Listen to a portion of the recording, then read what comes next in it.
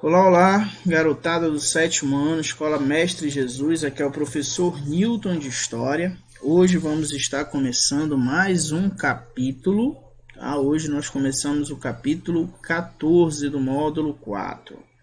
Brasil colonial, a expansão para o interior, certo? Então, queridos, vamos lá. Olha só, nas últimas aulas, nos últimos capítulos, a gente falou sobre a vinda de escravizados para o Brasil, a gente falou sobre a substituição da mão de obra escravizada indígena pela mão de obra africana, falamos sobre o período das invasões dos franceses, dos holandeses, falamos do nosso Nordeste, que foi o grande produtor açucareiro. Então, nesse capítulo 14, a gente já vai falar um pouco da economia no interior do território, certo? Se vocês estão se atentando aí, até o momento, a gente sempre falou dessa exploração no litoral do Brasil. Tá? Agora a gente vai falar da exploração mais para o interior do território. Tá? Então, o que a gente vai tratar na aula de hoje vai da página 14 até a página 19. Tá? Então, pegue aí o livro de vocês, da página 14 até a página 19, certo? Então, gente, algo vai acontecer, algum fator vai ser determinante para que os colonos entrassem no território brasileiro, para que eles não ficassem só no litoral do Brasil, certo? Então, nós temos aí meio que duas correntes de pensamento. Alguns historiadores eles vão considerar a figura dos bandeirantes, que a gente vai ver mais profundamente daqui a pouco, né? Mas eu vou logo citar para vocês. Os bandeirantes, gente, eles eram as pessoas que entravam no território, que a gente diz que desbravavam, né? Desbravavam o território, ou seja, eles entravam em territórios que até então eles nem conheciam, né? Territórios de mata, como eu disse, territórios áreas mais para o interior. Coloquei aí o mapa de vocês, né? Referente ao Tratado de Tordesilhas, né? Tá vendo aí o Tratado de Tordesilhas?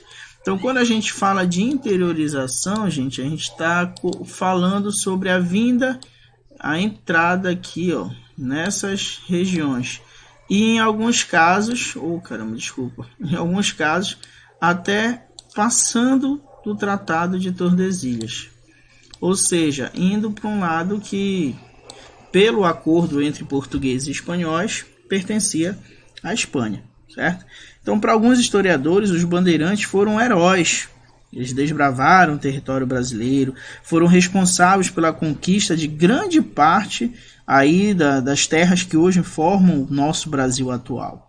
Né? Segundo essa ideia, segundo essa versão, os bandeirantes eles eram destemidos, eles eram corajosos, eles enfrentavam vários perigos nesse desbravamento do território brasileiro.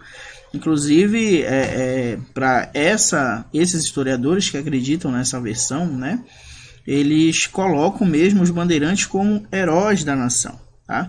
Mas nós temos outros historiadores, outro grupo, né, que eles já vão dizer que essa expansão territorial não era o objetivo dos bandeirantes, né?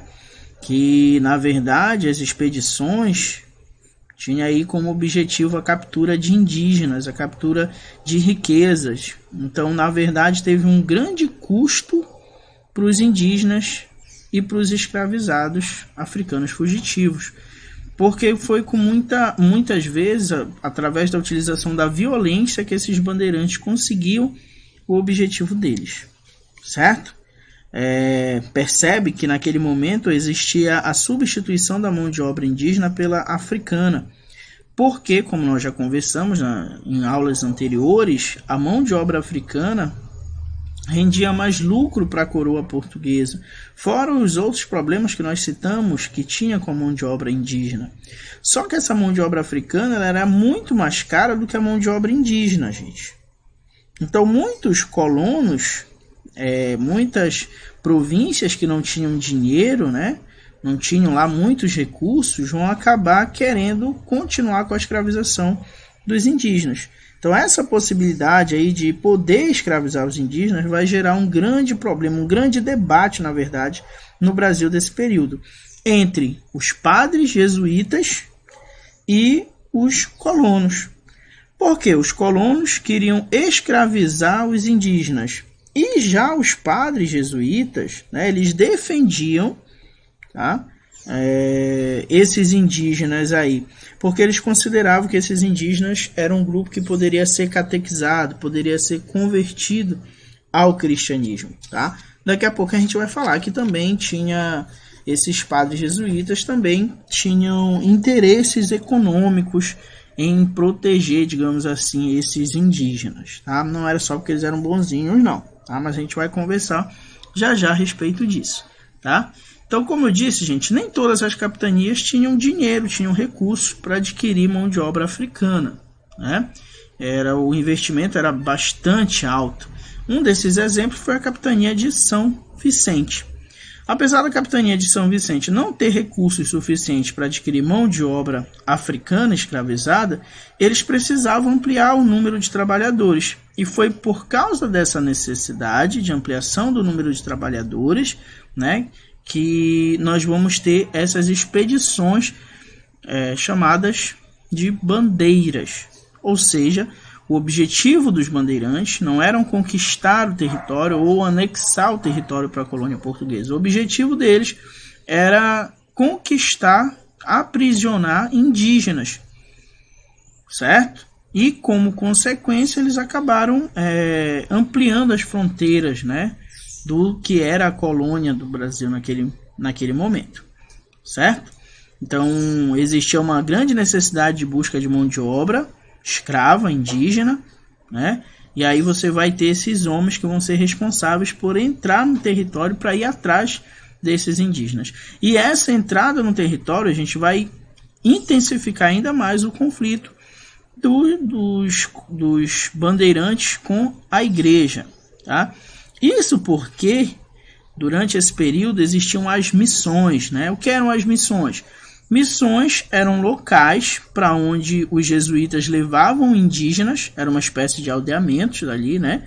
E nessas missões os padres ensinavam os indígenas a cultura portuguesa, a religião católica, os costumes e tudo mais. Então, para esses bandeirantes, era muito mais fácil lidar, aprisionar esses indígenas que já teriam sido docilizados, digamos assim, né, já teriam sido convertidos, do que os indígenas que ainda eram considerados por eles selvagens, tá?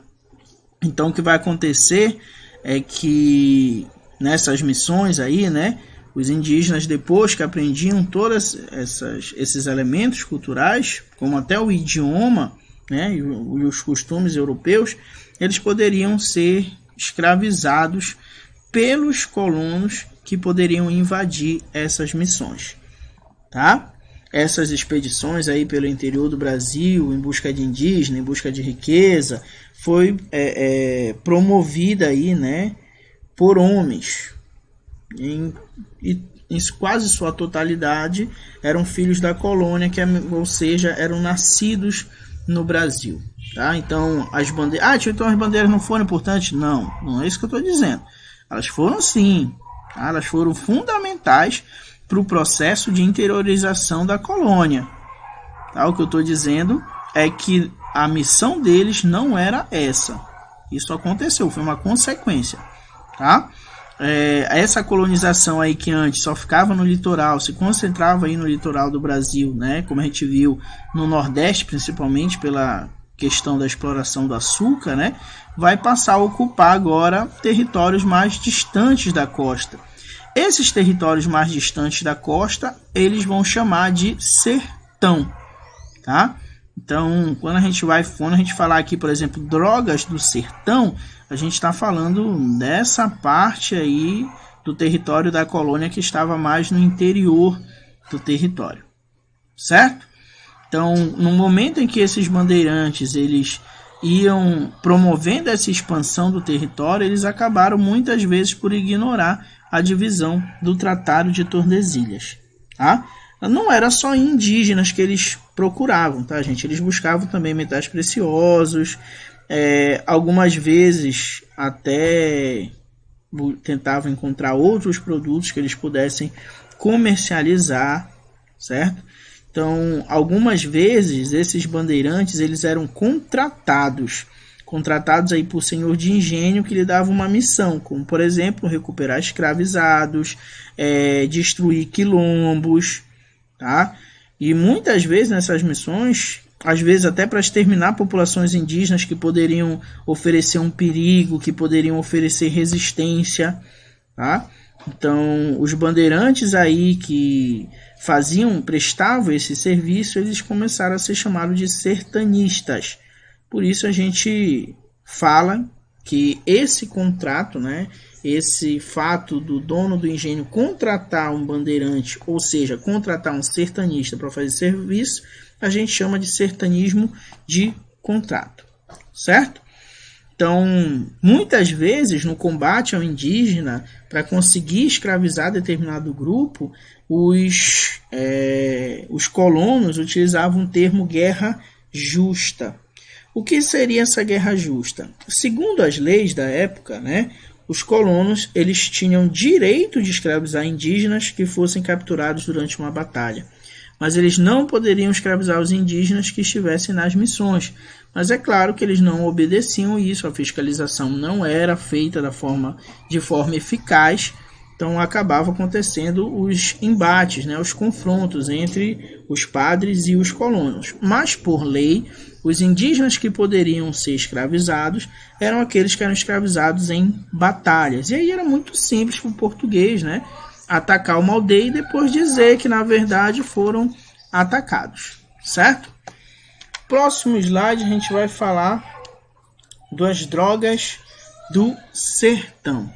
Gente, vocês já viram, né, que sertão era aí a palavra que era utilizada quando se falava da floresta, do interior do território, né, das matas fechadas que estavam sendo desbravadas pelos bandeirantes. Tá? Já essa palavra droga ela era usada no tempo aí para fazer uma referência a produtos que eram especiais, né? Especiarias. Nós já vimos especiarias quando a gente estudou sobre a Índia, né? Esses produtos aí eles eram raros, eles não existiam na Europa e isso tornava o valor deles bem alto, né? Então ervas medicinais no caso, né? E a região do norte era rica nessas chamadas drogas do sertão. Então, a busca pelas chamadas drogas do sertão vai ser a grande responsável por esse processo de desbravamento dos sertões na nossa região amazônica. Tá?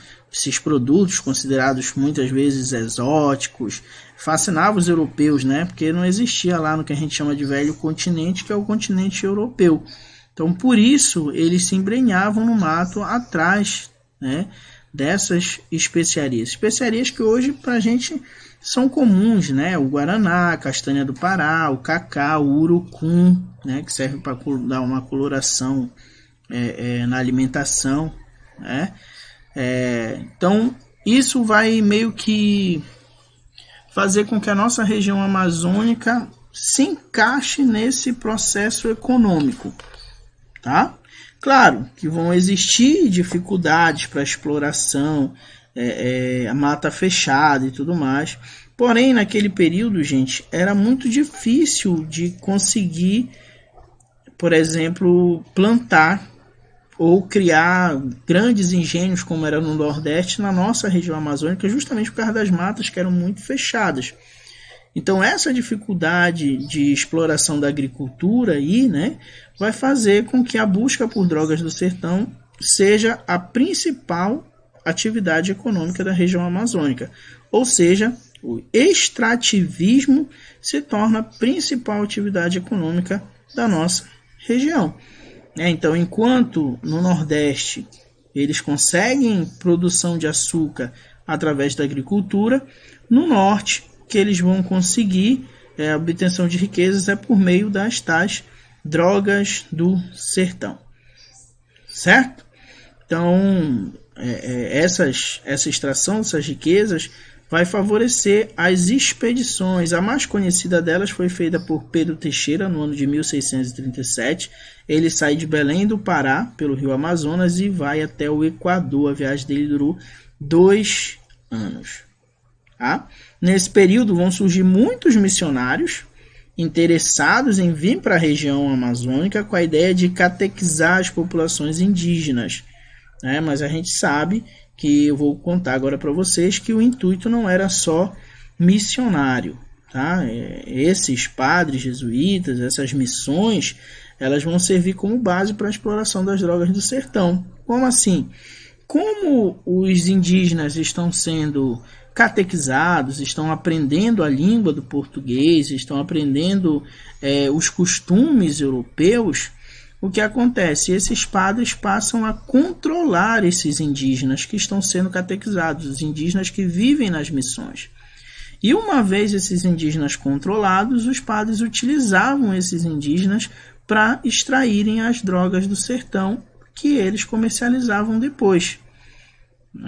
Inclusive, muitos deles passaram a ser conhecidos e chamados como os senhores das drogas do sertão. Ou seja, isso vai ser mais uma questão que vai causar problema entre os colonos e os padres. Porque os colonos queriam a mão de obra, os padres jesuítas defendiam os indígenas. Os colonos queriam ganhar dinheiro com a extração dos produtos naturais, das drogas do sertão, ia lá os padres controlando a mão de obra indígena, aquela mão de obra que eles não deixavam ser escravizada, utilizavam a mão de obra indígena para extrair essas drogas do sertão, que o comércio beneficiaria justamente esses padres. Então vamos ter mais um conflito entre padres e jesuítas, certo? Gente, espero que vocês tenham entendido. Se vocês não entenderam algo, perguntem. Eu estarei respondendo assim que possível. Fiquem com... não, tem um exercício aí, né? Exercício, página 15, 18 e 20.